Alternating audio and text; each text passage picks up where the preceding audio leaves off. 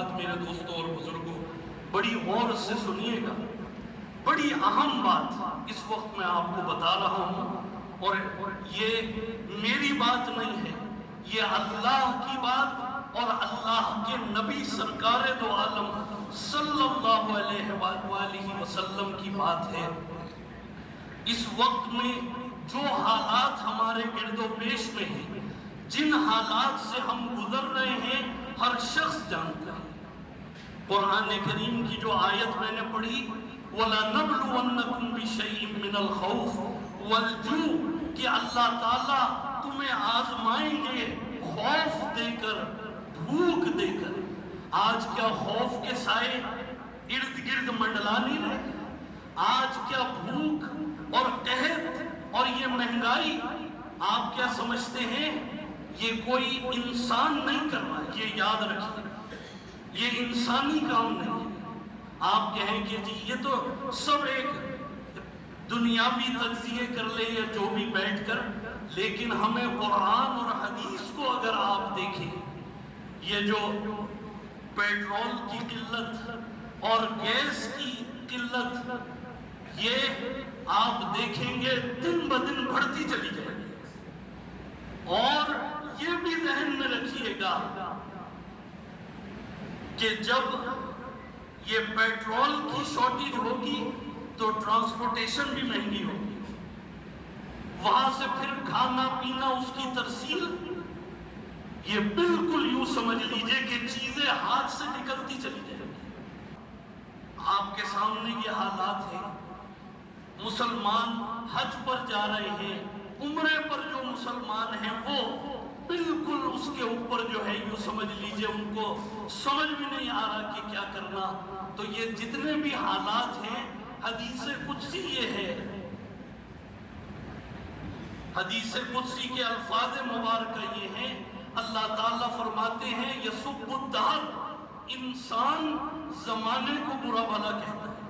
ابھی ہم کہہ رہے ہیں نا پیٹرول مہنگا ہو گیا اور گیس بھی آنے والے دنوں میں پتہ نہیں ملتی بھی ہے یا نہیں، اور ہر چیز کی جو قیمت ہے اور کھانا پینا یہ سب دسترس سے نکلے گا۔ لیکن اس کے پیچھے کون ہے؟ نہ کوئی حکومت ہے، نہ کوئی انسان ہے، اس کے پیچھے اللہ وحدہ لا شریک ہے، جن کی اس کائنات کے ذرے ذرے پر حکومت ہے۔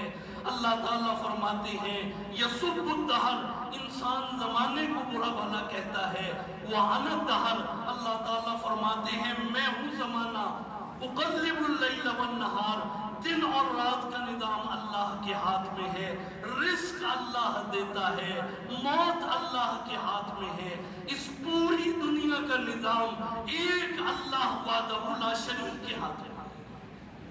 میرے دوستوں اور بزرگوں، یہ جتنے بھی دن آ رہے ہیں، یہ میری بات آپ دل پر لکھیے گا۔ آج سے 2 سال پہلے جو حضرات یہاں پر تھے اور بالکل حالات جو ہے جس کو کہنا چاہیے بدستور تھے اور مسلمان غفلت میں تھے، کووڈ سے پہلے جن حضرات نے یہاں پر جمعہ پڑھا، جو احادیث میں نے آپ کو سنائی تھی، یہ پہلی صف میں مسلمان ہیں، ان سے پوچھئے آج ایک ایک حدیث ہمارے سامنے ہے۔ اللہ کے نبی کی باتوں میں کبھی فرق نہیں آ سکتا۔ اب کس دور سے ہم گزر رہے ہیں وہ سنیے گا، حدیث میں آتا ہے، اور اسے سنیے گا کہ دجال، یہ نہ کہیے گا کہ جی دجال بس آ گیا، ابھی دجال کا زمانہ دور ہے، احادیث اٹھا کے دیکھ لیجیے، ابھی تو یہ فتنوں کا دروازہ اور قرب قیامت جس کو کہنا چاہیے اس دور میں ہم موجود ہیں۔ اب سوائے آفات کے، بلیات کے، خون ریزی کے، قتل و قتال کے اور کچھ نظر نہیں آنے والا۔ حدیث میں آتا ہے کہ جو آخری جنگ ہوگی دجال سے مسلمانوں کی، دیکھیے یہ 1400 سال پہلے سرکار دو عالم صلی اللہ علیہ وآلہ وسلم نے یہ نشانی ارشاد فرمائی، آج میں اور آپ اپنی آنکھوں سے دیکھیں۔ فرمایا کہ اس وقت میں حضرت عیسیٰ کا نزول ہوگا اور امام مہدی علیہ السلام وہ تشریف لائے گا، حدیث کو اٹھا کے دیکھیے، صحابہ حیران ہو گئے کہ ایسا بھی ہوگا۔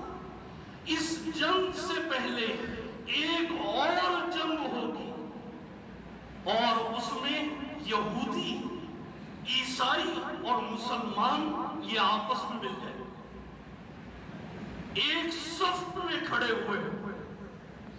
پہلے حیرانگی ہوتی تھی کہ مسلمان یہودیوں سے کیسے ملیں گے، عیسائیوں سے کیسے ملیں گے، جن کے بارے میں اللہ سبحانہ وتعالی نے قرآن کریم میں فرما دیا وَلَن تَرْضَىٰ عَنْكَ الْيَهُودُ وَلَا النَّصَارَىٰ حَتَّىٰ تَتَّبِعَ مِلَّتَهُمْ۔ یہ یہودی، یہ عیسائی تمہارے کبھی دوست نہیں ہو سکتے۔ ہاں یہ دوست کب بنیں گے؟ جب تم دین اسلام کو چھوڑ کر یہودی بن جاؤ گے، پھر یہ تمہیں گلے لگیں گے۔ یہ قرآن کا یا ایھا الذین آمنوا لا تتخذوا اليہود والنصارى اولیاء بعضهم اولیاء۔ فرمائے کہ یہ ایک دوسرے کے دوست ہیں، یہ مسلمانوں کے دوست نہیں ہو سکتے۔ 1400 سال پہلے آپ نے یہ ارشاد فرمایا، تباہی اور بربادی کے حدیث اور قرآن کے مطابق کچھ نظر نہیں آ رہا۔ ہم تو یہ سوچ کر بس دکان پر چلے گئے، آفس بزنس اور کھانا پینا اور یہ سب چل رہا ہے۔ خدا کی قسم مصلی رسول پر عرض کر رہا ہوں، آپ اپنی آنکھوں سے دیکھیں گے ایک ایک دن بدتر سے بدترین آنے والا ہے۔ ہم اس وقت فتنے اور فساد کے زمانے میں ہیں۔ اس وقت صرف آپ نے ایک کام کرنا ہے، دنیا کی دولت نہیں، اپنے ایمان کی حفاظت، اپنے ایمان کو بچا بچا کر انشاءاللہ ہم سب قبر میں لے کر جائیں۔ سب زور سے کہتے ہیں اللہ تعالیٰ یہ جتنے حالات آنے والے ہیں ہم سب کو اپنے ایمان کی حفاظت کرنے کی توفیق عطا فرمائے۔ صرف ایمان ہے کہ جو ہمیں قبر میں اور جنت میں ہماری بخشش کا ذریعہ ہوگا۔ اللہ تعالیٰ آپ سب کو اجر عظیم سے نوازے اور ان باتوں کو ہم سب کو یاد رکھنے کی اور اس پر عمل کرنے کی توفیق عطا فرمائے۔